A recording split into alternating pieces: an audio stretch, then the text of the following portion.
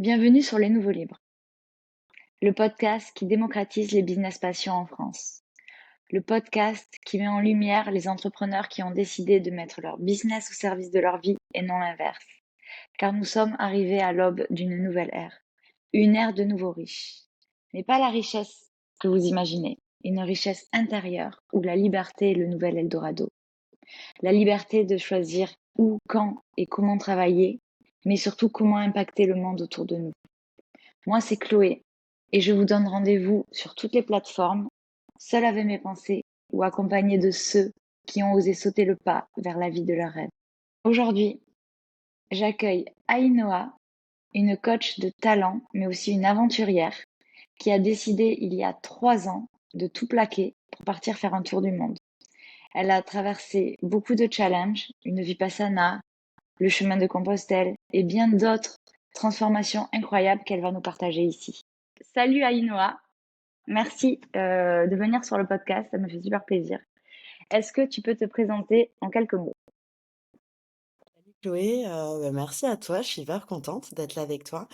Alors, je m'appelle Aïnoa et aujourd'hui je suis coach professionnelle, donc j'accompagne les gens, à dépasser toutes leurs peurs et les croyances pour retrouver confiance en eux et avoir des projets alignés avec leur vie et avec qui ils sont.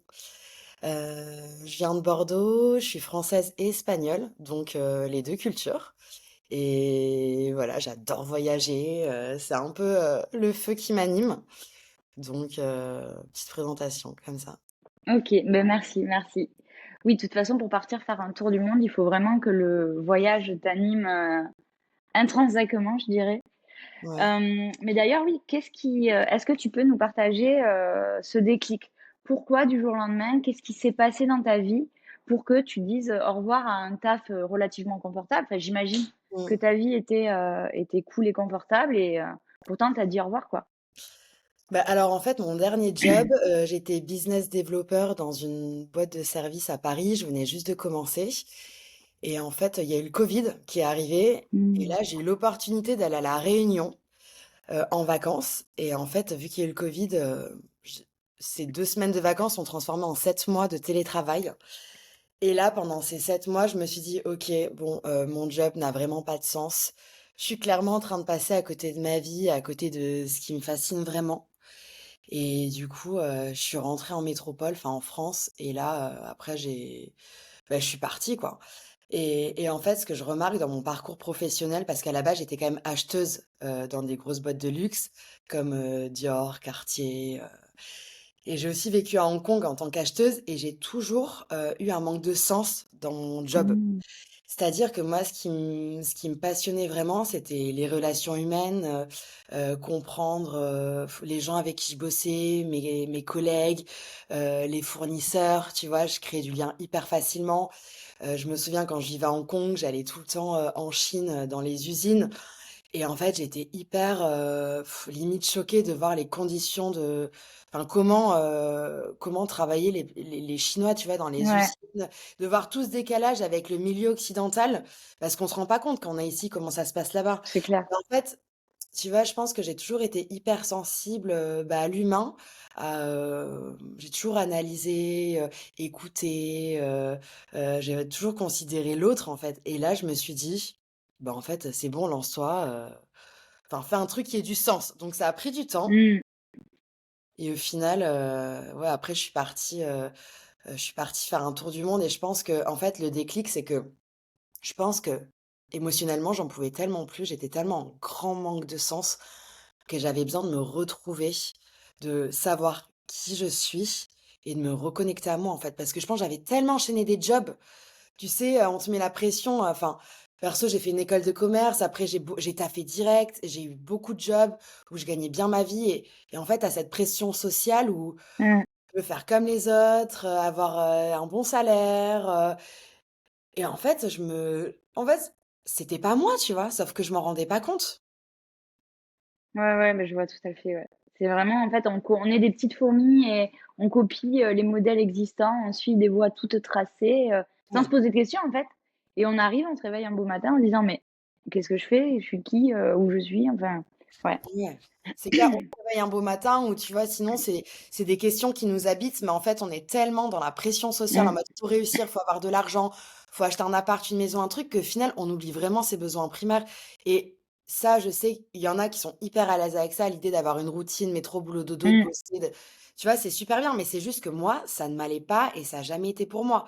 Ouais. Donc, il m'a fallu beaucoup de temps pour l'accepter et c'est notamment grâce à mon tour du monde où je me suis dit, «OK, bon, là, tu commences à te connaître, à savoir ce qui te fait du bien, ce qui est bien pour toi, donc va t'écouter, quoi». Mmh. Ouais, ouais. Et du coup, c'est quoi, tu es comme ça, comment ça s'est passé un petit peu? Tu l'as préparé? Tu parti t'as fait une rupture conventionnelle, t'as pu ou sinon t'as claqué la porte en mode démission? Ou comment ça s'est passé ton l'idée du tour du monde aussi? Tu t'es dit: «Allez, je pars», Bah, en fait, à la base, j'avais pas prévu de faire un tour du monde. À la base, je voulais juste partir pour souffler Mmh. et en fait, je me suis dit: «Vas-y, j'ai trop envie d'aller en Mongolie, d'aller faire du cheval, de galoper dans les steppes» parce que j'ai vu un documentaire d'une fille qui racontait toutes ses expériences un peu, folles comme ça et où je la voyais comme une grosse aventurière et je me suis dit: «Putain, j'ai trop envie de faire ça, quoi».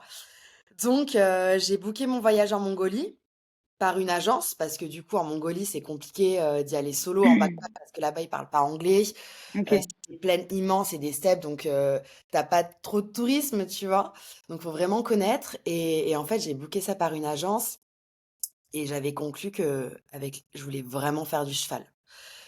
Tu vois? OK. Galoper dans la steppe, faire un petit voyage à cheval et sauf qu'en fait, moi, à part avoir fait un peu de cheval quand j'étais petite, en colonie de vacances, aucune idée, quoi. Je savais pas trop comment faire et donc 3 mois avant mon départ, je me souviens que je prenais des cours, d'équitation, juste à côté de chez mes parents pour apprendre à trotter, à galoper, à bien me tenir, tu vois? C'est Et génial! ouais, ça trop et en fait, je suis partie, parce que c'était vraiment une condition, fallait, savoir aller aux 3 allures. OK. Je suis partie en Mongolie, je savais plus ou moins bien, galoper et de là, en fait, j'ai tellement kiffé cette sensation, tu sais, de découvrir, d'autres cultures, notamment les nomades, qui vivent avec leurs troupeaux de bétail, qui, tu sais, qui bougent, tu vois, en fonction des saisons, qui ont, bon, maintenant, ils ont les téléphones portables, mais ils sont quand même, bien coupés, tu vois, du monde, Du quoi, monde. par rapport à nous et tu vois, cet enrichissement et de voir comment ils vivent et franchement, je suis pris une énorme claque. Ouais. Surtout là, je me suis dit: «Waouh, il est en train de se enfin, il se passe un truc» et je sentais, tu vois, qu'au plus profond de moi-même, j'étais vraiment en train de me reconnecter à quelque chose, tu vois, que j'avais un peu perdu, hein, tu vois, se reconnecter à ce feu-là et je me suis dit: «OK, c'est que le début», tu vois? J'ai senti un truc et de là, j'ai enchaîné, les pays, tu vois? Mmh. Et OK. c'était pas prévu, je savais pas combien de temps j'allais partir. Tu vois, c'est aussi par rapport à des rencontres, heu, C'était ouais. l'aventure, quoi. T'as suivi le chemin en fonction des rencontres, des aventures, Ah mais complètement et puis surtout trop de mon bien. état, de mon mood, quoi et puis, tu vois, en tant que Verseau, hein, vraiment ce goût pour la liberté Ah oui, mais ça, c'est clair. et du Sagittaire, mouvement. Verseau, c'est vraiment la liberté absolue, hein. C'est, ouais, et l'originalité aussi, pas faire comme les Ouais. autres. Bah, après, ouais, mais c'est surtout, ouais, Mmh. faire des trucs qui m'animent, tu vois? J'ai l'aventure, le dépassement de soi, tu vois? On dormait dans des tentes dehors, on dormait dans des yourtes, enfin, parfois on se douchait pas pendant, 1 semaine, enfin, tu sais? C'était vraiment non, mais je dis Ouais, ça ouais, parce que ouais. tout le monde peut pas le faire et tout le monde n'aime Mmh. pas. Moi, j'adore, tu vois? C'est ce côté aventure, dépassement de soi, rencontre, tu vois? Pas trop de confort et tout, Ouais, ouais. Beh, c'est là où tu te trouves vraiment toi avec toi-même, quoi. C'est quand t'as pas justement le confort de la vie quotidienne, t'as pas l'eau chaude, t'as pas, ouais. tu manges pas, exactement ce que tu veux quand tu veux, tac, je veux ça. Ouais. Revenir un petit peu aux sources de l'humain, quoi. On est vraiment des animaux, Et ouais, mais et surtout, tu vois, je trouve que aussi, quand tu rencontres des gens comme ça qui vivent dans ces conditions et puis au final, qui te donnent tu sais, qui dégagent tellement de trucs, je sais pas, un truc hyper puissant et puis même s'ils parlaient pas anglais, tu vois? Et tu sais, on communiquait juste avec des sourires, on se regardait, je sais pas, il y avait une connexion qui était là, puis notamment avec les enfants aussi, je me souviens, moi, mais plusieurs fois, hein, on quittait des familles, tu vois, de nomades chez qui on était et je me souviens, je pleurais après dans le petit camion, qu'on avait pour se déplacer. Je pleurais tellement, en fait, je m'étais liée, tu vois? Il y avait un truc qui m'avait liée à eux et tu vois, j'avais tendance à vachement m'attacher et ouais, ça m'a débloqué un truc, quoi. Un truc humain, quoi, la connexion. Tu es revenue à la connexion humaine, pure. Ouais, mais Ouais, complètement, vraiment. trop cool, Ouais, trop cool. Du coup, ouais, donc tu es partie en Mongolie, ouais. et à partir de là, qu'est-ce que tu as fait d'autre après? Bah, à partir de là, ensuite, je suis restée pas mal de temps en Asie. OK, J'ai bah, l'Indonésie, ensuite après aussi je suis allée, en Nouvelle-Calédonie. OK, Heu, waouh, c'était assez dingue. Heu, franchement, j'ai pas mal baroudé en Asie, Vietnam, Laos, après je connaissais pas mal l'Asie parce qu'ayant vécu 2 ans à Hong Kong, j'avais déjà mmh, eu la chance de beaucoup voyager. OK, Heu, en après je suis allée, bah, aussi, Amérique centrale, heu, États-Unis parce que mon frère vit à New York, donc je suis passée le voir et j'ai fini avec le Canada et voilà, j'ai vraiment fait une boucle. Ensuite, je suis rentrée en France et le retour était tellement dur que je suis j'imagine. partie pendant un mois faire le chemin de Saint-Jacques-de-Compostelle, pareil, c'était pas trop prévu, c'est ma mère qui m'a dit, «Franchement, va le faire, on fait plein de petits passages» et elle m'a dit: «Va le faire, ça va te faire beaucoup de bien». Et je suis partie avec mon sac à dos, je savais pas du tout dans quoi je me lançais et en fait, au final, j'ai fait 840 kilomètres en 29 jours. Je suis Ah partie ouais, de ouais, je suis partie de Hendaye et je suis arrivée à Saint-Jacques-de-Compostelle et ça, pareil, ça a été une expérience, mais de fou. Je conseille à tout le monde, enfin, s'ils aiment la rando et s'ils aiment les rencontres et cetera, de le faire parce que c'est une expérience magique. OK, Ça m'a fait trop de bien et ensuite après, je suis repartie en Asie, je suis repartie, 5-6 mois en Asie. OK, Après ça. Donc ouais, j'ai vraiment bougé pendant, presque 2 ans, 2 ans de voyage, trop bien. 2 ans de voyage, mais la dernière partie où je suis retournée en Asie, j'ai fait ma formation de coaching, à distance. OK, d'accord, ouais, c'est là où OK. Où j'ai eu un peu le switch, où j'avais vraiment envie d'apprendre des techniques d'accompagnement, de coaching et en fait, j'ai trouvé une école au Canada qui donnait des cours à distance et j'ai eu OK. un gros coup de cœur pour cette école-là et au final, j'ai fait ma formation là-bas et après quand je suis rentrée en France, j'ai continué aussi et ça a duré, presque un an en tout et là j'ai été diplômée, fin d'année 2024 donc Mais oui, félicitations. merci, hyper contente. Mmh. Donc voilà un petit résumé un peu de ces 2 dernières années, Ouais, OK, mais trop cool. Mais du coup, quand c'est que tu as eu, donc tu as commencé à voyager, tu es rentrée, tu as fait Saint-Jacques. ouais. À quel moment tu t'es dit, dans ces 2 années de voyage, à quel moment tu t'es dit: «Bon, ben, en fait, moi, ce que je veux faire, c'est aider les autres et être coach»? Tu sais, Bah l'idée t'est venue, ouais, à quel moment? mais en fait, tu vois, quand je suis partie, les premiers mois, tu vois, de mon voyage étaient vraiment en mode découverte, j'en prenais plein la vue, plein les yeux et cetera. Et en fait, au bout d'un moment de mon voyage, tu vois, j'en prenais tellement plein la vue que je me suis dit: «OK, là, je vois trop de trucs beaux, mais je me rends même plus compte que c'est beau», tu vois? Donc là, je me suis dit: «OK, il est temps que je fasse quelque chose d'un peu plus profond», tu vois? Donc là, j'ai commencé à faire des retraites spirituelles où on faisait beaucoup de méditation, de yoga, où là, je commençais vraiment à bien creuser en moi, tu vois, les émotions, les traumas, les blessures. Et en plus, comme ces retraites-là, je les faisais avec vachement de gens internationaux, c'était Mmh, hyper riche parce que j'avais plein d'apprentissages, tu vois, de plein de pays différents. Donc j'ai commencé à faire ça et en fait, de fil en aiguille, je rencontrais des gens qui avaient fait une vipassana, qui avaient fait une école de yoga en Inde, qui avaient fait ci, ça. Et là, tu sais, mine de rien, ça a commencé un peu à me titiller, de me dire: «Waouh, ça a l'air assez génial ça en termes de challenge, on va dire, mental». Et en fait, du coup, je me suis inscrite à une vipassana au Sri Lanka. Donc c'est une vipassana, pour ceux qui connaissent pas, c'est une retraite silencieuse de méditation pendant 10 jours, où on est assis, pendant 10 heures par jour, où on fait que méditer en tailleur, enfin en position lotus et en fait, on peut pas parler, on peut pas lire, on n'a pas de téléphone portable, on peut pas croiser le regard des gens, enfin c'est hyper strict. Le but, c'est de se retrouver avec soi-même, d'être en introspection et en fait, de se faire un nettoyage, quoi.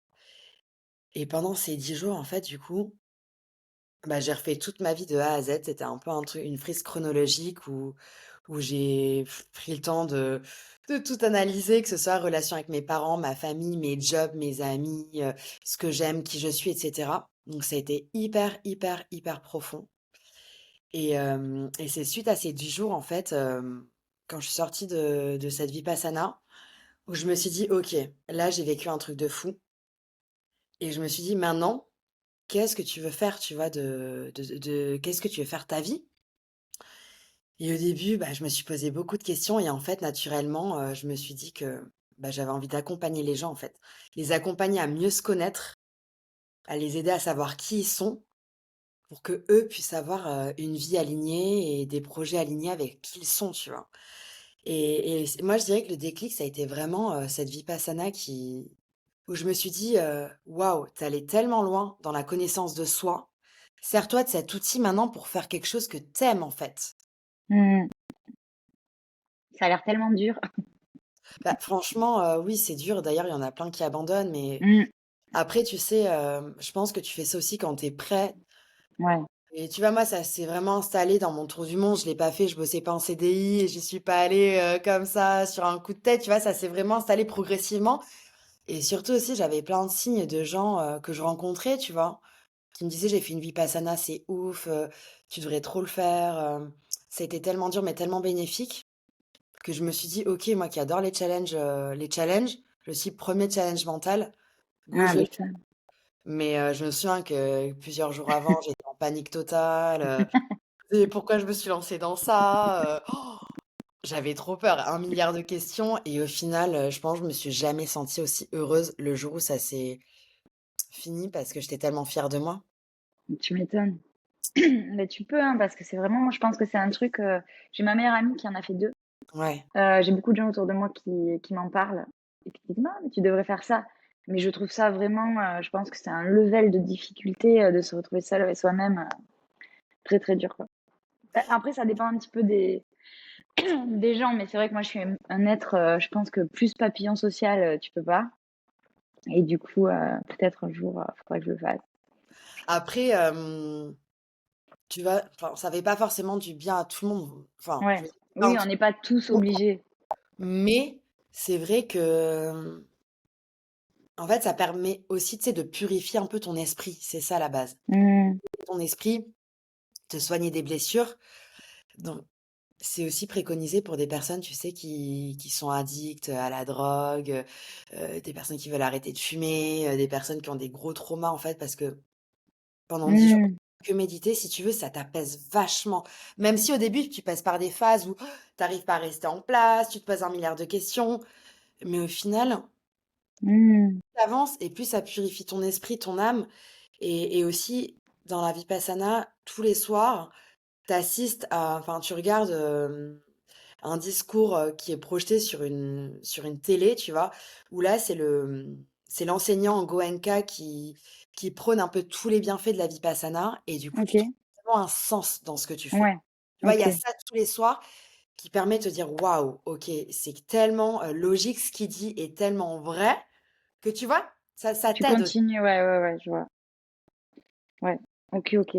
OK, donc du coup, ça t'a, pendant ce vipassana, tu t'es dit: «Bon, ben là, il faut que je fasse un truc de ça. Tout ce que j'ai appris et ben maintenant, c'est à mon tour de transmettre et de, apprendre aux gens un petit peu à» en fait, de donner. Tu as reçu beaucoup pendant ces 2 ans, tu as appris beaucoup et maintenant, c'était à ton tour de transmettre et d'aider les gens à faire pareil, à Ouais et sortir de du pilote automatique un peu, c'est ça, quoi? ouais, c'est ça et je dirais même, tu vois, que vu que ça m'a vraiment permis d'accéder à des parties de moi, bah, auxquelles j'avais pas forcément accès parce que je voulais pas voir ou tu vois, j'arrivais pas à y aller, mais tu sais, ça m'a encore plus développé mon écoute active, le fait de savoir poser les bonnes questions, de bien cerner la personne que j'ai en face de moi, de vraiment voir, les choses qui bloquent en elle. Tu sais, comme si tu veux, ces 2 dernières années, j'ai passé beaucoup de temps aussi à être en introspection, Ouais. soigner des blessures, des traumas et cetera. Bon, même si c'est le travail de toute une vie, on se le cache pas. Et maintenant, du coup, je suis hyper apte à avoir, à vraiment être là dans l'échange avec quelqu'un, si tu veux, Mmh. à le pousser à le faire grandir aussi. Ouais, ouais, ouais. Beh, déjà, tu vas voir les blessures ou les problématiques ou les croyances chez les gens plus facilement, vu que Ouais, toi, tu as déjà fait ce travail, en fait. Du coup, tu vas plus facilement le voir et tu vas peut-être moins être dans une conversation. Il y a beaucoup, on va pas se le cacher, il y a beaucoup d'ego quand tu discutes avec des gens. Ouais, Souvent, tu te dis, enfin, tu sens que la personne, elle parle pas, mais elle est en train de dire qu'est-ce que je vais dire après. Ou essayer d'avoir raison. Les gens, ils essayent aussi d'avoir raison. Et du coup, ouais, effectivement, c'est pas là où tu évolues. C'est pas des conversations qui font. c'est clair et les gens, je pense que comme tu dis, hein, l'ego et puis ils sont aussi beaucoup dans le mental, Ouais. donc ils parlent beaucoup en pilote automatique ou parce que, enfin tu ils c'est beaucoup de fois, ça vient pas forcément du cœur parce qu'en fait, les gens, ils savent pas forcément qui ils sont. C'est dur de savoir qui on est, tu vois? Mm. Et du coup, ouais, c'est des mécanismes de protection aussi qu'ils mettent en place, tu vois? Pour qu'au final, ça leur évite peut-être de voir, des choses, qu'ils ont en eux qu'ils ont pas forcément envie de voir, tu vois? Donc c'est plus facile quand tu parles avec ton mental et comme ça t'évite vraiment de creuser, au Mm. fond. Ah ben oui, ben c'est un peu c'est rester en surface, c'est le jeu de la vie. Pour moi, on arrive sur Terre, notre âme, elle vient jouer. Mais tu peux très bien rester à chaque fois en surface et pivoter, enfin, passer toute une vie sans forcément, sans forcément jouer en fait. C'est comme si tu jouais pas vraiment. Tu restes en surface et tu vis une vie mais c'est pas pour rien que tu vois beaucoup de personnes en fin de vie qui regrettent beaucoup de choses. Bien Qui disent sûr. ah si j'avais su, si j'avais pu, nanani. Et je te rejoins trop dans ce que tu dis et en coaching, il y a un exercice qui est assez fort. Hem, c'est, imagine, tu as, 95 ans, tu es sur ton lit et bah, tu vas bientôt mourir et là, en fait, bah, tu fais le défilé de toute ta vie, toutes les expériences que tu as vécues. Qu'est-ce que tu voudrais voir? Qu'est-ce que tu voudrais qui se soit passé? Mmh. Ouais, Et c'est ouais, super fort parce que la personne qui fait, bon, aujourd'hui, tu vois, elle se dit: «OK, c'est vraiment là que je veux aller, là que je veux» tu vois? C'est vraiment aspirer à ses rêves, en fait. mmh. Non, mais c'est clair. C'est-à-dire que tu te rends compte, c'est là où tu te dis: «Mince, en fait, le temps passe». C'est pas juste plus tard. C'est, Ouais, mmh. Et aussi, qu'est-ce que, un truc dans le même registre, c'est qu'est-ce que, un truc que j'avais beaucoup aimé, c'est tu es sur ton lit de mort, bon, un peu plus glauque le début, mais comment tu as envie, quand les gens pensent à toi, qu'ils se sentent? ouais, Qu'est-ce que tu as eu? Qu'est-ce que tu as envie de les faire se sentir? Tu vois, par exemple, qu'ils se disent ah ben c'était une personne, j'ai beaucoup appris, ah c'était une personne fun, enfin vraiment quelle émotion tu veux mmh, faire ressentir les gens. Ça, j'ai trouvé ça fort aussi mmh, comme type de questionnement. ouais Mais ouais, ouais, ouais. et parce qu'au final, on se souvient enfin, c'est vrai ce que les autres ressentent de toi, enfin, on se souvient toujours de cette impression de ce que les autres ressentent de toi lorsqu'ils te voient. On s'en Mmh, fout du compte en banque, on s'en fout ouais. de tes jobs, on s'en fout de tu vois? Et d'ailleurs même pour revenir, quand on est sur le lit de mort, mais c'est vrai que quand on va mourir, très souvent ce qui revient c'est, beh, voilà, on s'en fout de l'argent qu'on avait, on s'en fout des appartements qu'on avait, on s'en fout de notre patrimoine, on s'en fout des jobs, on s'en tu vois? Ce qui compte, c'est vraiment qu'est-ce que tu as vécu, qu'est-ce qui t'a rendu Ouais. heureux et ça, c'est un truc auquel avant j'y pensais pas du tout et c'est notamment pendant mes retraites, tu vois, de yoga méditation en Thaïlande où j'ai reçu plein d'enseignements comme ça, où je me suis dit: «Ouais, au final, l'argent, c'est important, mais en fait, c'est pas ça qui va faire que tu vas être heureux». Mmh. Même si aujourd'hui on dit évidemment que l'argent contribue au bonheur et oui, j'en Bah, c'est suis un outil. En fait, tant que c'est un l'argent reste outil. un outil et pas une fin en soi, il y a pas de problème. Mais pour beaucoup, ça devient la fin en soi. Ces Bien gens, en sûr, fait, c'est toujours plus. Et c'est là où c'est un petit problème. C'est juste une énergie, un outil. Alors, je vais pas lancer dans l'énergie, mais c'est ouais, c'est un outil comme un micro pour mieux parler, quoi. Enfin, c'est exactement la même chose, quoi. C'est, sauf que voilà, on s'en rend pas compte parce que tout le monde a ce truc: «Faut gagner de l'argent, faut gagner de l'argent, faut gagner de l'argent» et puis après on est vraiment obnubilé par ça, par les mmh, bonus, par, les augmentations et tout. Mais même moi avant j'étais comme ça, hein. mmh, Tu vois? Donc ça fait 2 ans et demi, 3 ans que j'ai vraiment changé d'état d'esprit parce qu'en fait, je me rends compte que waouh, en fait, si tu veux être vraiment heureux, si tu aspires qu'à ça, c'est compliqué, hein. Et surtout, mmh. n'oublions pas aussi qu'il y a beaucoup de enfin, tout ça, ça mène du stress, ça mène des angoisses, de l'anxiété et que ça, ensuite, ça se transforme en maladie. Oui. Tout Oui, est mais lié. parce que tu vis en comparaison, tu vis justement c'est un peu tu vis dans l'espace, le manque entre ce que tu es et ce que tu veux. Et du coup, tu es toujours là, enfin, ça sera jamais assez, quoi. Donc, tu peux toujours courir, courir, courir. Et vaut mieux regarder tout le chemin parcouru. C'est un peu Benjamin Hardy, je sais pas si tu connais. C'est un Non. psychologue américain qui a écrit un livre, The Gap and the Gain. Et Mmh. en fait, il explique justement que tu peux vivre toute une vie dans le gain. Donc, tu compares toi à ton toi passé. Donc, dans ce cas-là, t'évolues, mais toujours dans la gratitude avec le chemin parcouru, t'es content.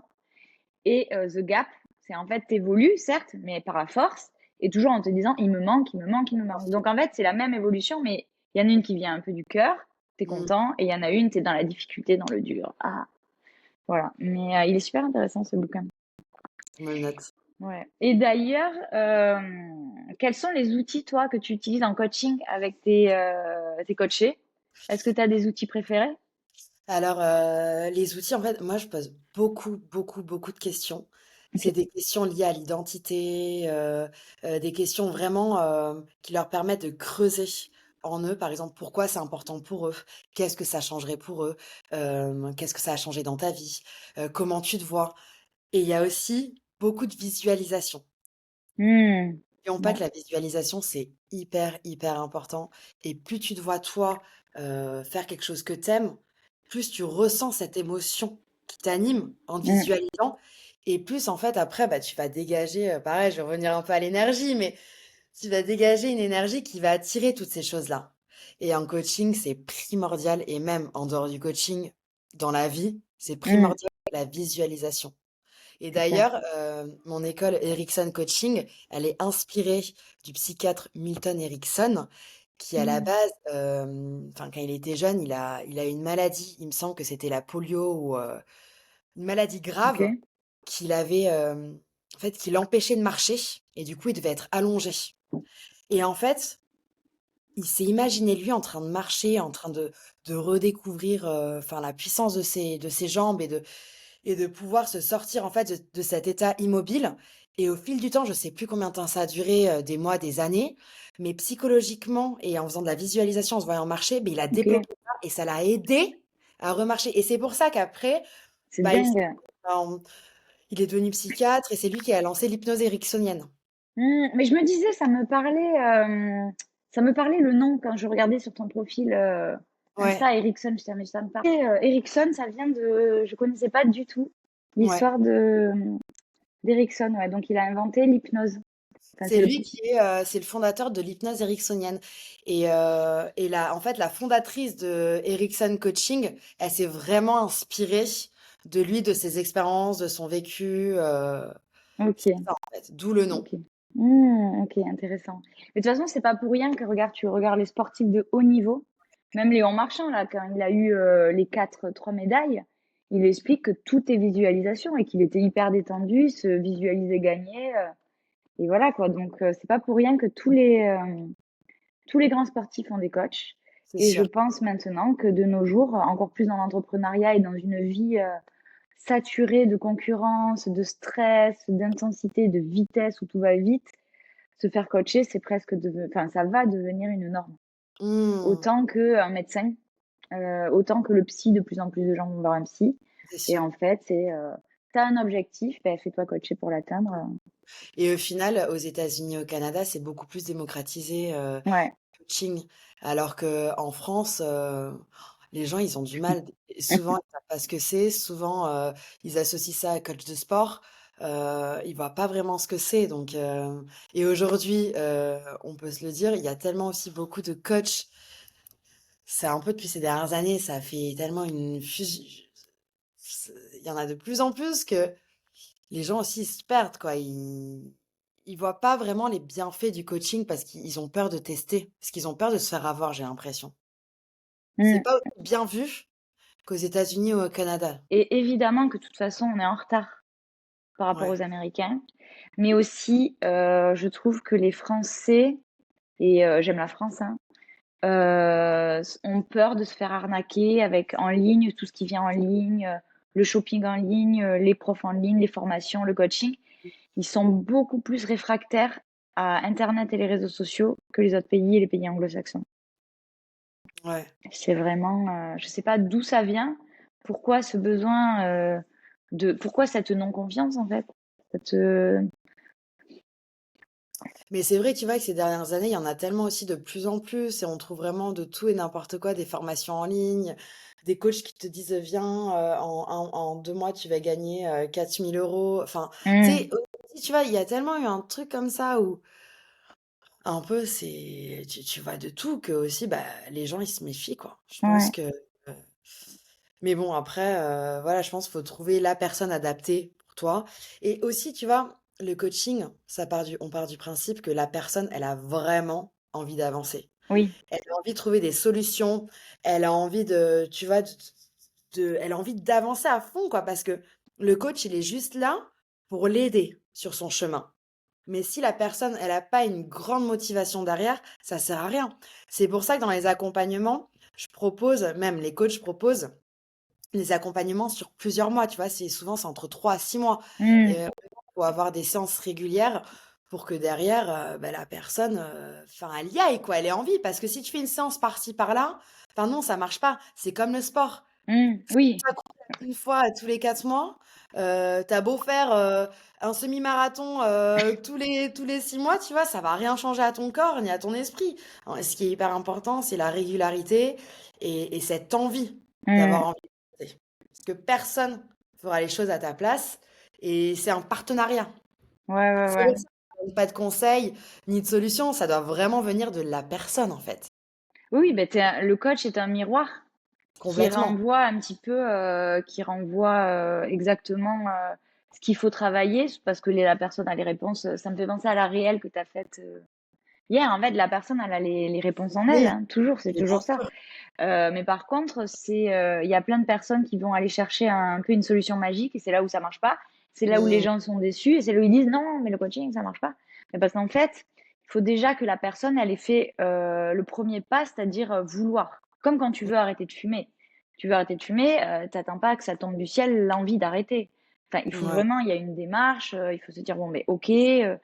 Ou alors, tu as des gens qui ont déjà une problématique qui est déjà un peu lourde, Mmh. qui se sentent stagnés ou bloqués depuis 3 ans, 4 ans, enfin voilà.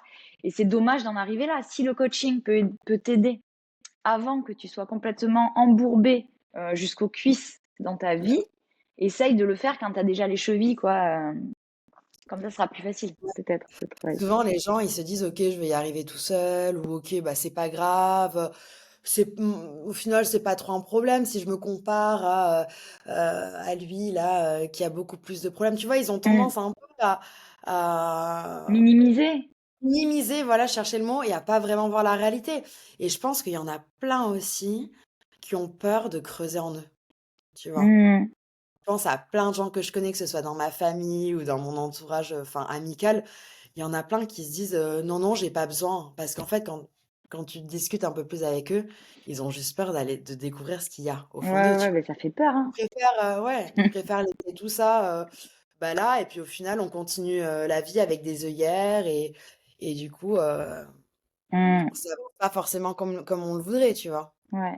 Mais Mais et juste pardon, juste, je me permets d'ajouter que si le coaching, c'est un super outil pour t'aider à avancer, c'est vraiment orienté futur, mais il y a tout ce qui est thérapie aussi, qui est orienté passé, orienté, enfance, on essaye de comprendre quels sont tes schémas familiaux et tu vois, les 2 sont hyper complémentaires. Tu peux pas commencer, du coaching si déjà à la base, tu es pas au clair avec toutes tes blessures, si tu as pas compris, tes schémas familiaux, c'est compliqué. non, mais c'est Tu clair. vois?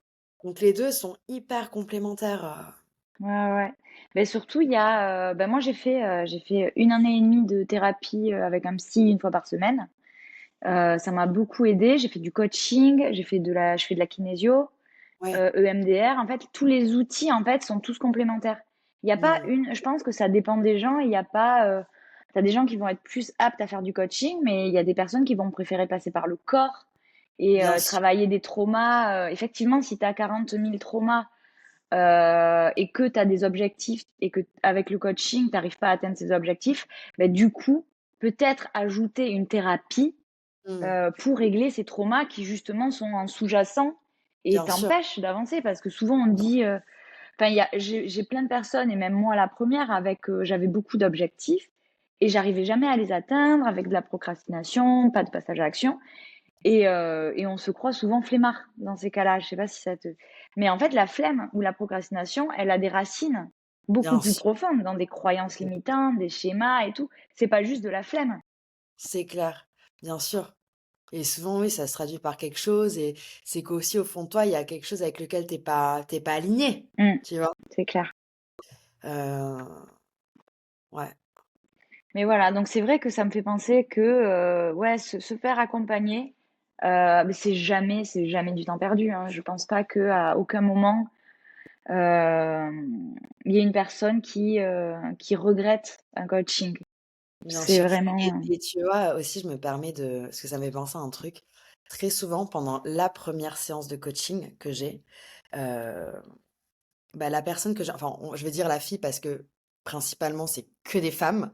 ouais. Donc celle que j'accompagne, elle a tellement pas l'habitude, tu vois, d'aller puiser au plus profond d'elle-même, qu'on lui pose autant de questions un peu précises et cetera, que ça arrive, tu vois, qu'elle est complètement déstabilisée, qu'elle éclate en sanglots parce qu'en fait, ça touche Des points.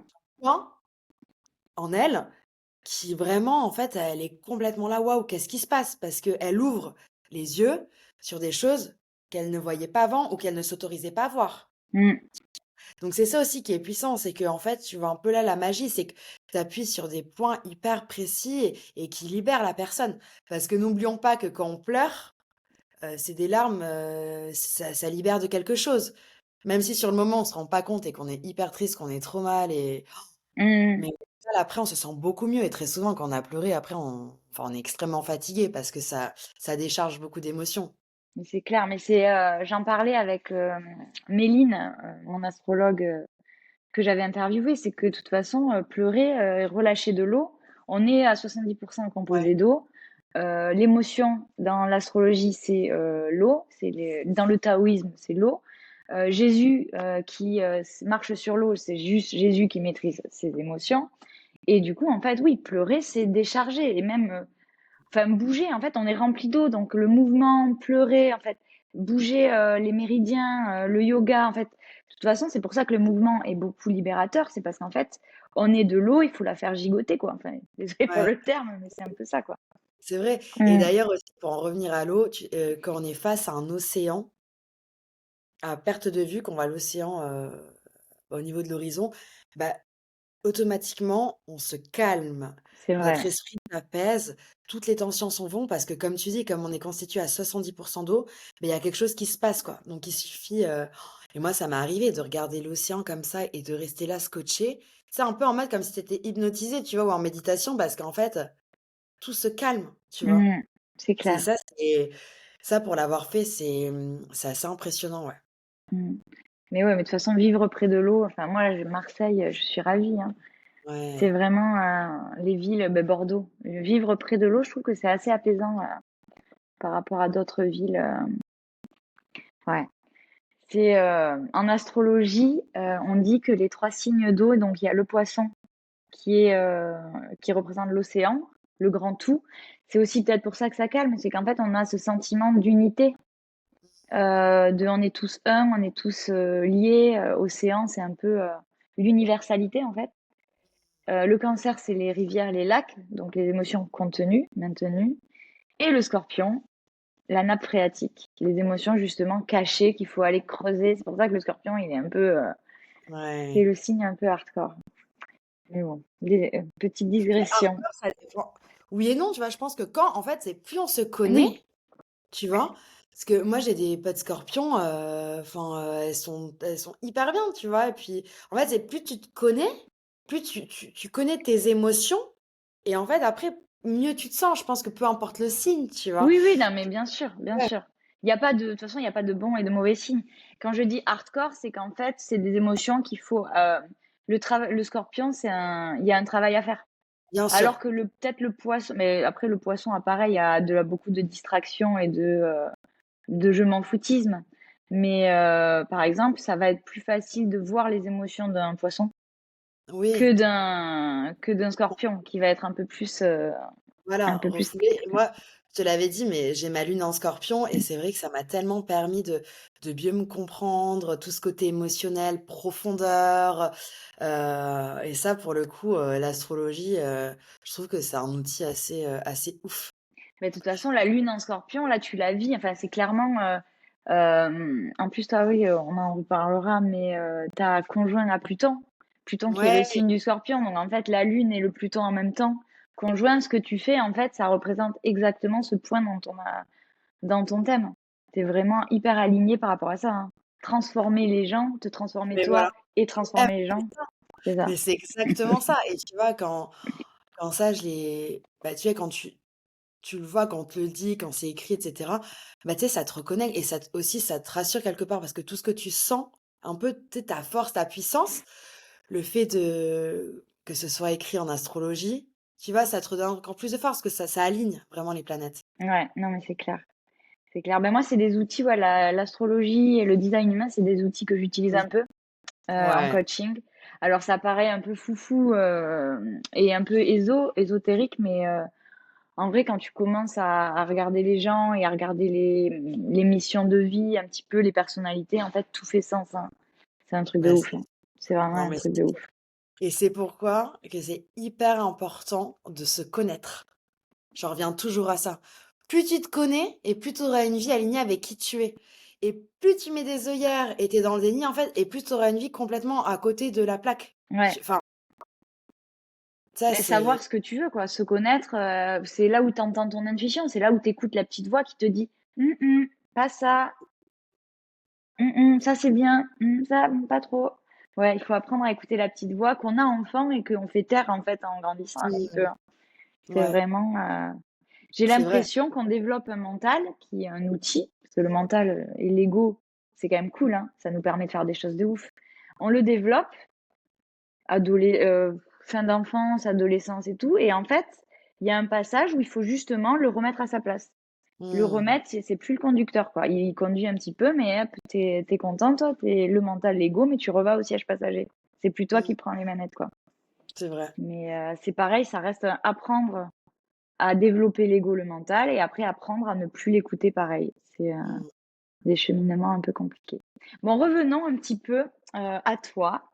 J'aimerais que tu nous partages, comme tu t'es lancé t'es à ton compte, justement, en Ouais. tant que coach, euh, les passages un peu difficiles ou les difficultés, challenges que tu as rencontrés quand tu t'es lancé à ton compte.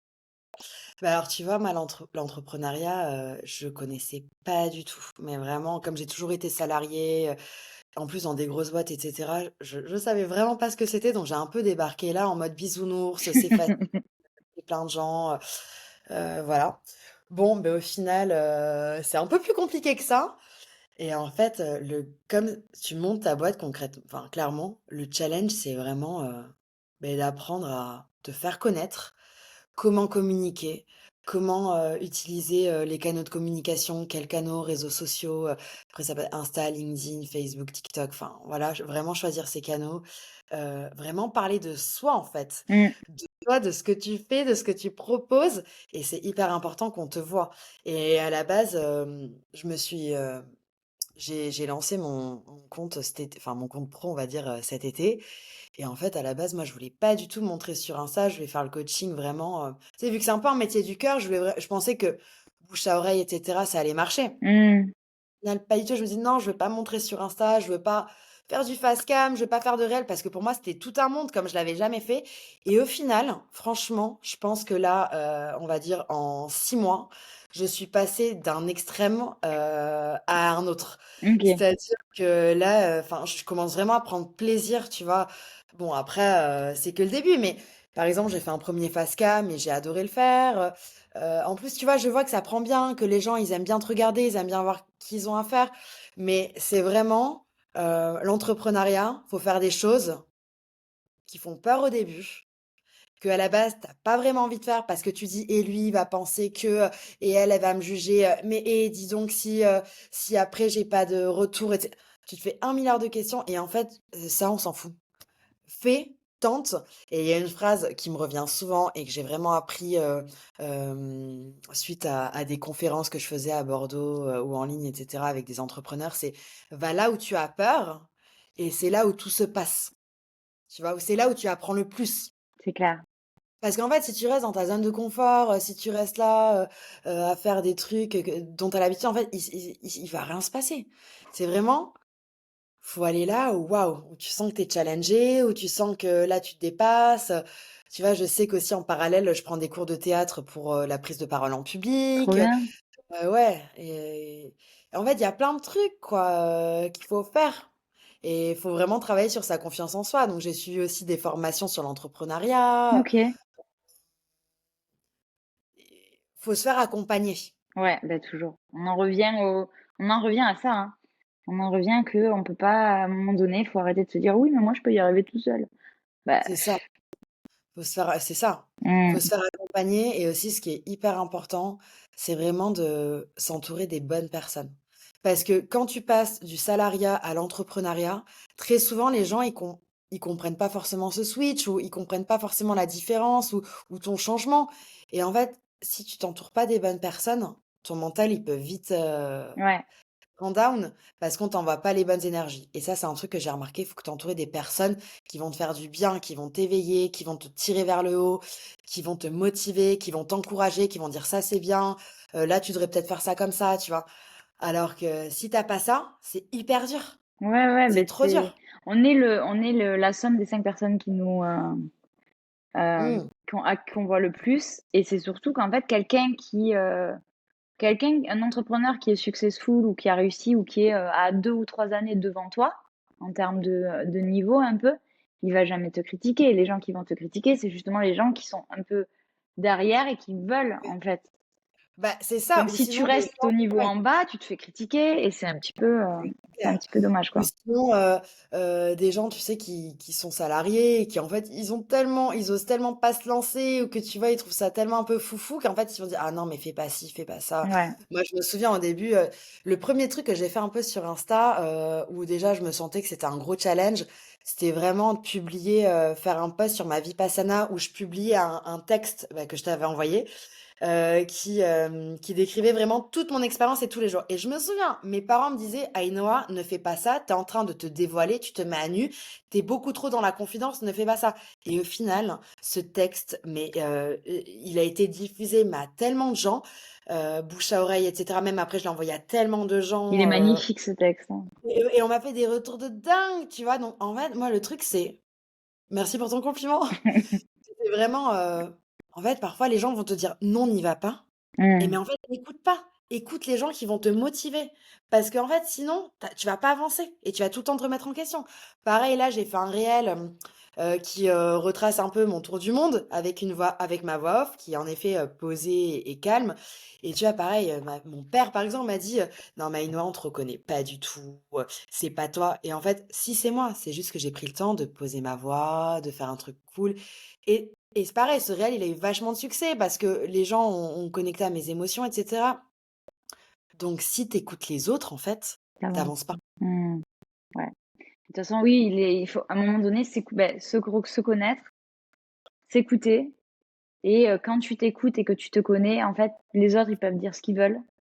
Ça n'a Mmh, plus du tout le même poids et tu ne les tu sais qui écouter, clair. qui pas écouter, quoi.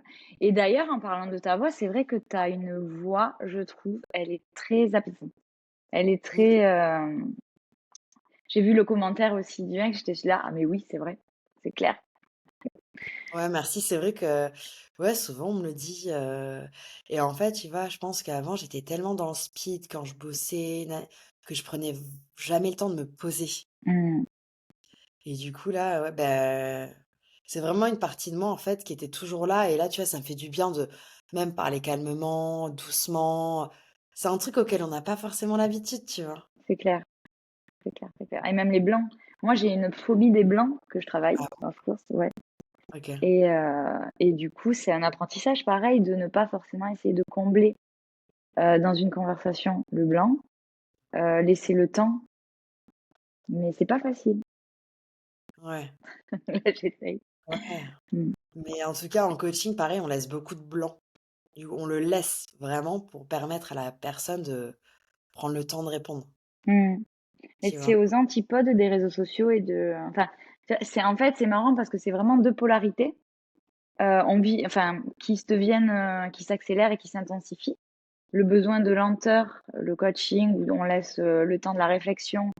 Moi, par exemple, le matin, j'aime beaucoup prendre, 3/4 d'heure vraiment pour, respirer, méditer, enfin, voilà, prendre vraiment ce temps et derrière, un monde où la communication s'accélère, les réseaux sociaux, la quantité de contenu, d'informations, de réseaux, les sites web et en fait, c'est les polarités, en fait, elles se je vois vraiment la plus ça est rapide, plus il y a besoin de prendre justement ce temps, Ouais, et cet espace entre le mental et soi-même, quoi. C'est super intéressant.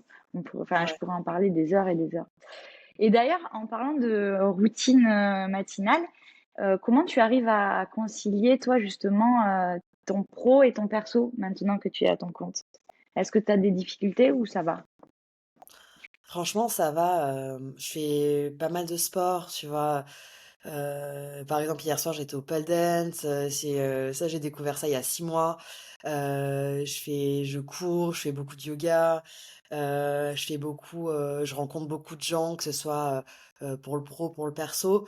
Donc vraiment, c'est un peu un mix, en fait, c'est moi qui m'organise, tu vois? Comme Mmh, entrepreneur, tu jongles, tu fais au mieux. Après, c'est vrai que parfois, tu bosses tellement et tu es tellement concentré que tu as un peu tendance à oublier, heu, en fait, tu as rendez-vous, avec, un tel, enfin, tu as un peu tendance à peut-être oublier le reste quand tu es tellement focus et cetera, que ça peut être peut-être plus compliqué de penser à soi, mais c'est hyper important de garder du temps pour les trucs que tu que ce soit, du sport, artistique, peu importe, le social, et c'est là où est toute la complexité en tant qu'entrepreneur parce que tu veux tellement que ça marche et tu es tellement focus sur ton projet que parfois, tu peux t'oublier, quoi. mmh.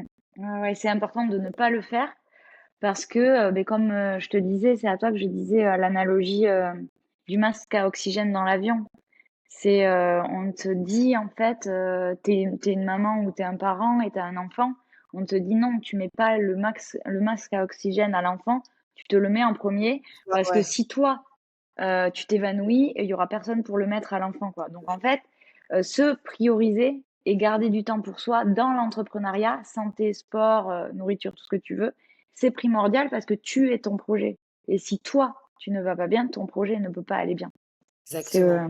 C'est aussi ça qui est assez, Mais elle est bien ouais, ta comparaison avec le masque à oxygène dans les avions et c'est vrai ouais, qu'avant, je me demandais: «Mais pourquoi on doit se le mettre alors qu'on le met pas à l'enfant?» mmh, C'est vrai, ça, j'ai compris ouais, il y a ouais, quelques ouais, années de ça, mais c'est vrai, je me suis toujours posé la question, c'est trop bizarre, quoi. Non, beh, mais parce oui, qu'en fait, si tu feintes, beh, bien le sûr, voilà, en fait, tu tu dois fais des te pas ouais. Non, mais c'est depuis que j'avais vu cette analogie, elle m'est restée, parce que je la trouve tellement parlante.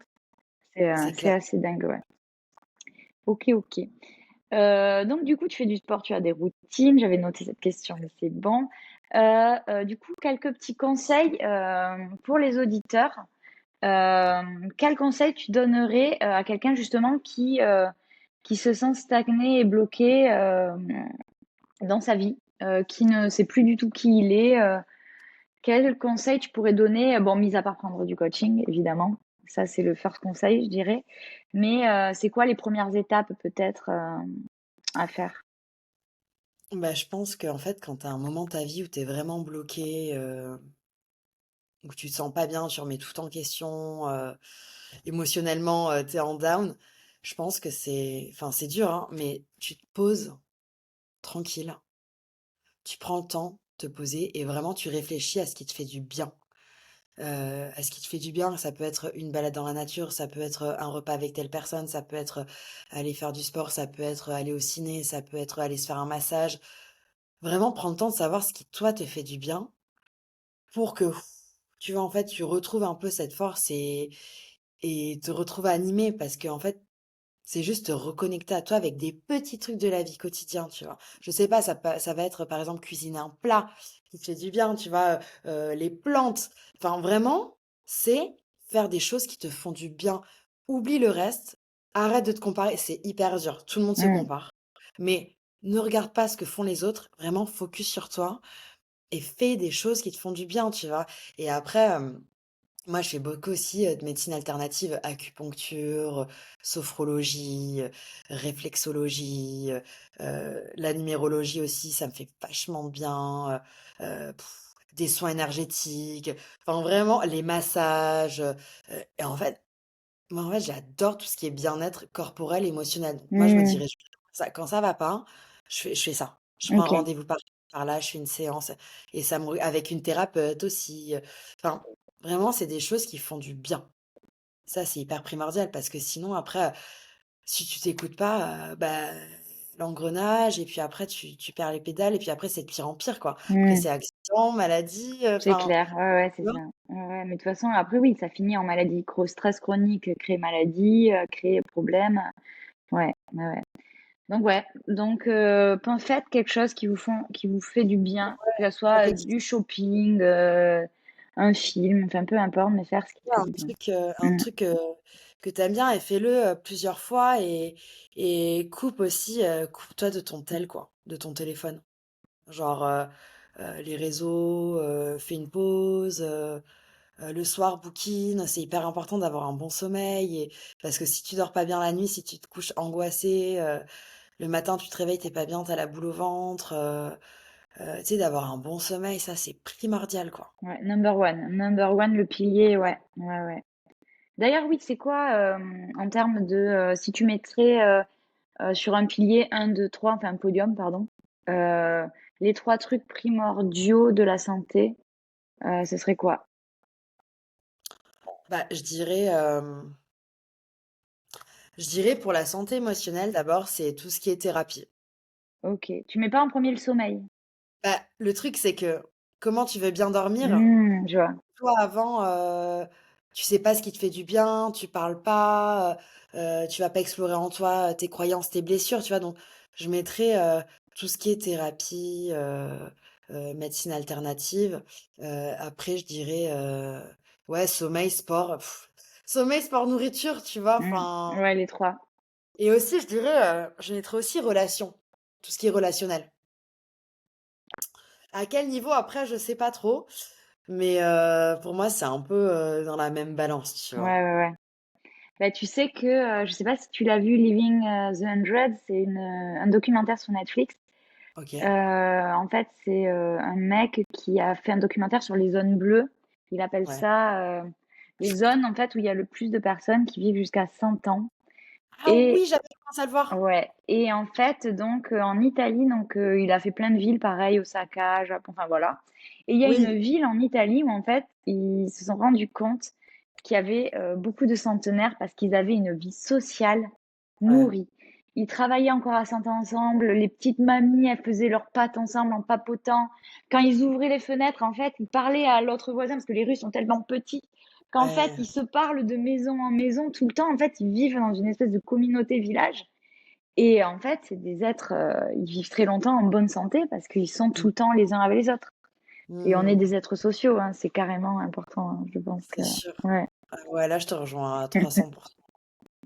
Et ouais, ben, en plus verso, c'est le signe, de la communauté, hein. C'est vraiment toi, t'es Ouais. ouais, c'est les gens, les gens, les gens, Ouais, c'est vrai que mais au-delà des gens, tu vois, c'est vrai ouais, c'est vraiment rencontrer des personnes, avoir des conversations, m'enrichir. Je suis hyper curieuse, tu vois? Je m'intéresse vachement à l'autre et ouais, c'est un truc que je fais naturel depuis que je suis toute petite, tu vois?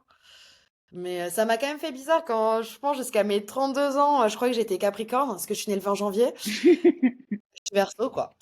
Donc voilà. Mais ouais. Tu une grosse vibe Capricorne quand même. Tu une grosse vibe Capricorne. C'est que le cul entre 2 chaises un peu, c'est, Q. Mais on dit que quand il y a beaucoup de parties comme ça dans le thème, c'est une vie où tu as du travail. C'est une vie un peu de travail sur soi. Donc, c'est ce que tu fais. Voilà. D'accord. Alors, continuons. J'avais noté, c'est quoi tes inspirations? Les contenus, les personnes, les livres que tu pourrais Alors franchement, conseiller?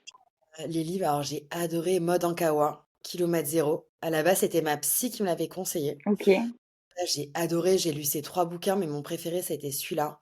Après, je sais que pendant mon tour du monde, je m'étais lancée dans la lecture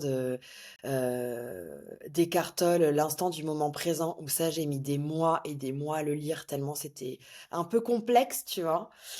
Ça, tous ces bouquins, en fait, qui te permettent de prendre du recul, en fait, Mmh. sur la vie, les émotions. Là, il y a aussi un livre que je lis, dans le même style, d'Iprak Chopra, Les 7 lois spirituelles. OK. Je mettrai tous les liens. Et il y a aussi, Natacha, Calestrémé, je crois. Je sais ouais, je crois que c'est elle, où je lis aussi son livre je crois que c'était quoi? Sur les croyances, les émotions, les rituels à faire. Mmh. Heu, Ça aussi j'aime bien. Enfin voilà, tout plein de bouquins qui font du bien à l'esprit, qui te font du bien, à toi, qui te permettent de comprendre beaucoup de choses et de prendre du recul, en fait. OK, ouais. Mais, Ouais. non, mais de toute façon, tout à l'heure, on disait, on est les 5 personnes qu'on côtoie le plus, mais on est aussi les contenus qu'on ingurgite. Donc, Ouais. faire attention à ce qu'on lit et ce qu'on regarde, même même sur les réseaux. En fait, je pense pas que les réseaux soient intrinsèquement mauvais. Mais si tu as un feed, qui est, de la pure distraction, des trucs, enfin des régimes, des trucs, enfin des trucs qui te descendent un petit peu, évidemment que passer du temps sur les réseaux, c'est mauvais. Mais si tu prends le temps je pense, de trier et d'avoir un feed qui est inspirant, avec des gens inspirants qui t'inspirent, ou enfin, du coup, c'est pas la même vision en fait des réseaux, c'est toujours pareil.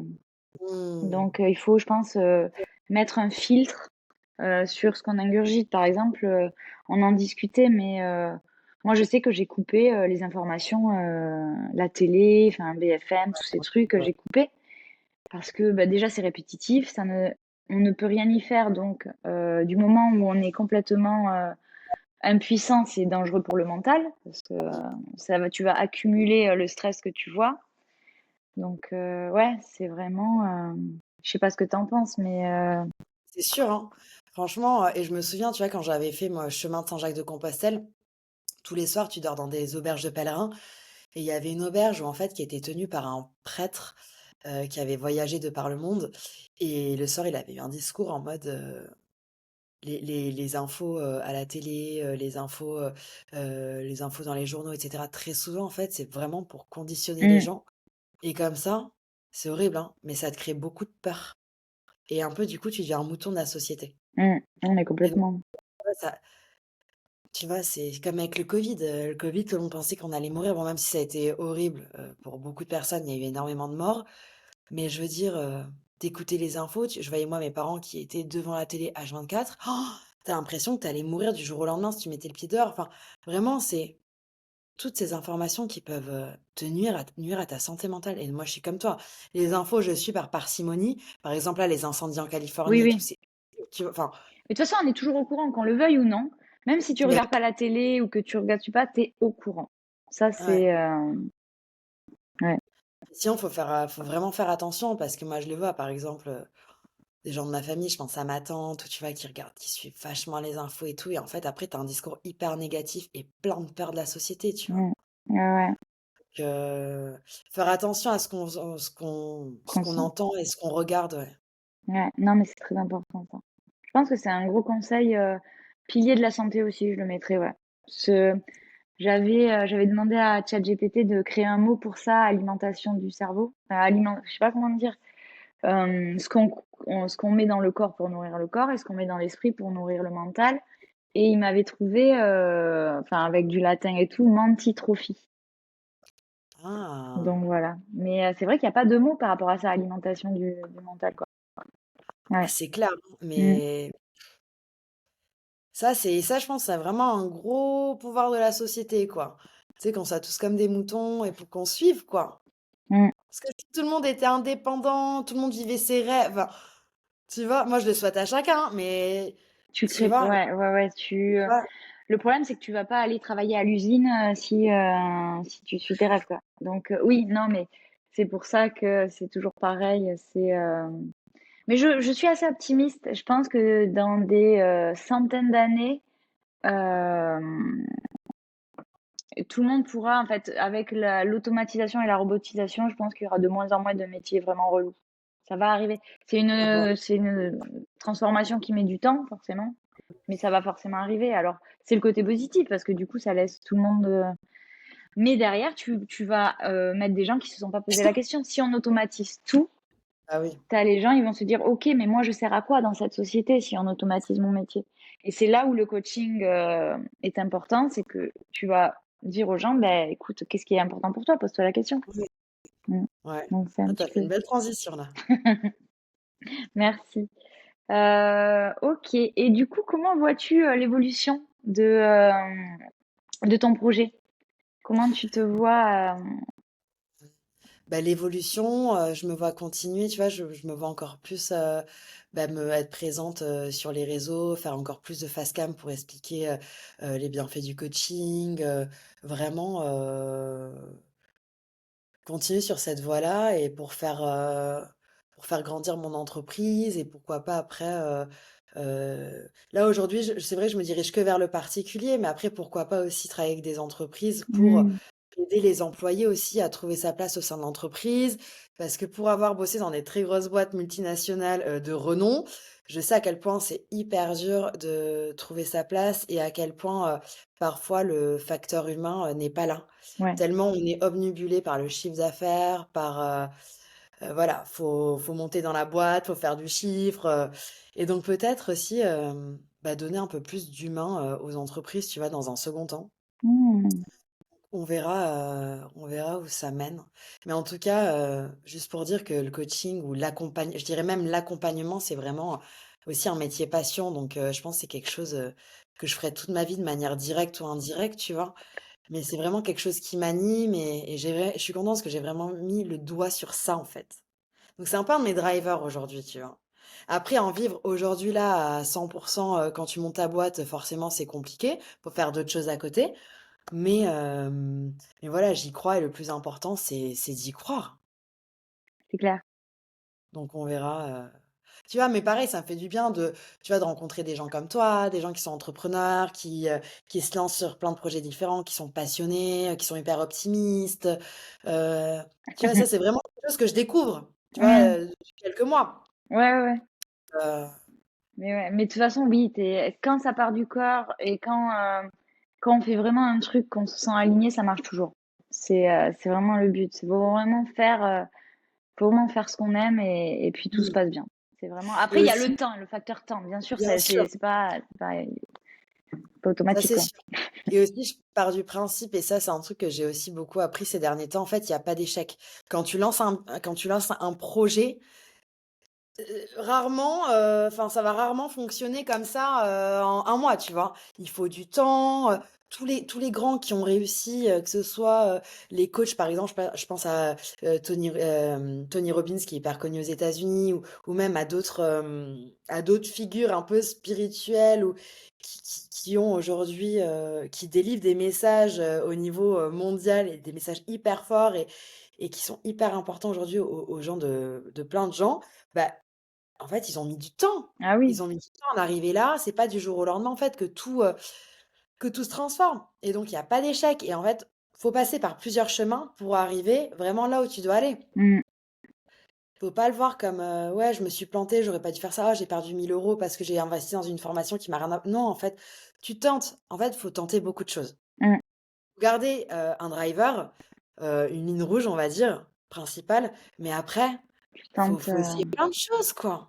Non, mais Parce c'est que si clair. tu essayes pas, comment tu veux t'améliorer? Mm. Ah, mais tout est leçon. Moi, je pars vraiment du principe que tout est leçon. Il n'y a pas d'échec, il y a que des leçons. Et enfin, et t'apprends, même si enfin, tu te, tu lances un truc, ça marche pas. Ben, au moins, tu sais que là, enfin, tu as appris que ça allait pas marcher. Tu as testé, et t'apprends de plus en plus. Quand tu testes des choses, t'apprends à te connaître toujours un petit peu plus. Bien Donc, sûr. c'est ça qui est important. Ah, ça, j'aime pas. Ah, ça, j'aime. Ça, j'aime. Je vais aller plus vers là. Ah, ça. Non, mais ouais, ouais, c'est clair.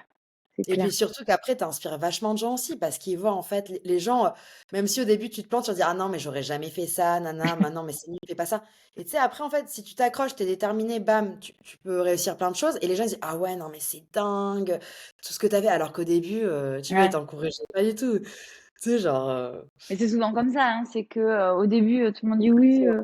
«Oh, le petit, ça marche ton petit business et tout?» et après, c'est après quand ça marche que les gens disent, «Ah mais oui, c'est le principe de la société, hein». C'est un peu, on Ouais, aime quand ça marche, mais quand ça marche pas, t'as pas d'amis, quoi. Enfin, c'est bah, c'est c'est ça en gros, et c'est c'est ça et les gens, ils ont tellement peur de se lancer et puis, parfois ça manque de courage et cetera donc aussi leur critique, c'est aussi de la jalousie, c'est leur peur à eux, c'est leurs croyances, c'est ça. heu et au final, plus tu te dépasses, Mmh. moi combien de fois on m'a dit: «Non mais le coaching, tout le monde fait ça, ça va jamais marcher, non mais franchement Instagram, faut pas faire ci, ça». Mais franchement en fait, tu verras, Mmh. et limite, tu vois, ça me donne du challenge, quoi. Ouais, non mais grave, ça te drive, ouais, tu là: «Mmh, mais vous allez tous voir, vous qui critiquez». Non mais oui, Mais ça ouais. peut prendre du temps, mais voilà. Mmh. Mais après, de toute façon, quand, on projette tout ce que les gens, disent, même, moi, quand je râle, sur mon mec, tu vois? C'est contre moi, en fait. C'est toujours l'autre n'est qu'un miroir de toi, quoi. Donc Clairement. il faut vraiment le prendre une fois que tu l'as compris, tu prends plus jamais rien personnellement et Mais oui, tout est mais beaucoup ça plus c'est simple. clair. Mais Mmh. oui, on sent le travail sur soi là. Non, mais ouais, ouais, c'est assez, mais je pense que ça, c'est des déclics, hein. Quand les gens comprennent ça, c'est beaucoup plus facile après, hein. Mais bon, Ouais. il faut en Mais bon, arriver après il y a un truc à le comprendre et un truc vraiment à à l'intégrer. c'est ça. Toujours pareil. Souvent, enfin moi, je comprends quelque chose mentalement, il me faut des fois 6 mois, 1 an pour l'intégrer vraiment. Et Mais c'est ouais. normal, hein, je pense qu'on l'ego, il dit: «Oui, oui, moi je sais», mais mmh, Oui et puis après ça va, ça vient, tu as les événements de la vie qui vont faire que ouais, tu vas peut-être oublier tout ça, mmh, puis après ça te reconnecte à toi et puis en fait la vie c'est ça, c'est des cycles, hein, c'est des fluctuations, c'est des ups, des downs. Souvent c'est quand tu es en down que c'est là où tu travailles le plus sur toi, où tu apprends le plus, tu vois? Pour après avoir des moments de up, mais la vie c'est jamais, un grand soleil. la vie n'est pas un long fleuve tranquille. Exactement. OK. Beh, si ça te va, on va terminer. En tout Oui. cas, merci beaucoup d'être venu, c'était super intéressant. Je pense qu'on aura l'occasion d'en refaire, j'espère. Ouais. Et où c'est qu'on peut diriger, les auditeurs, pour en apprendre plus sur toi? Sur quelle plateforme? Alors du coup, j'utilise beaucoup Instagram, beh, Ainoa Coaching, OK, je donc mon mettrai le lien. et là aussi, je suis, dans 2 mois, je vais avoir un site internet donc après je dirigerai sur mon site mais c'est vraiment, Instagram et aussi il y a LinkedIn, sinon Ainhoa Gutiérrez. Voilà, mais c'est sur Instagram, je me c'est peut-être plus facile d'accéder OK. à moi directement. OK. Bon, beh, super, trop cool. Trop cool, trop Bah, cool. merci Chloé, un grand merci pour cet échange, pour ta lumière, pour ton énergie, pour ton sourire et pour toutes tes questions, que j'ai adorées. OK. C'était Merci. hyper agréable. OK, bah, c'est l'essentiel. L'essentiel, c'est toujours de passer des bons moments. Merci.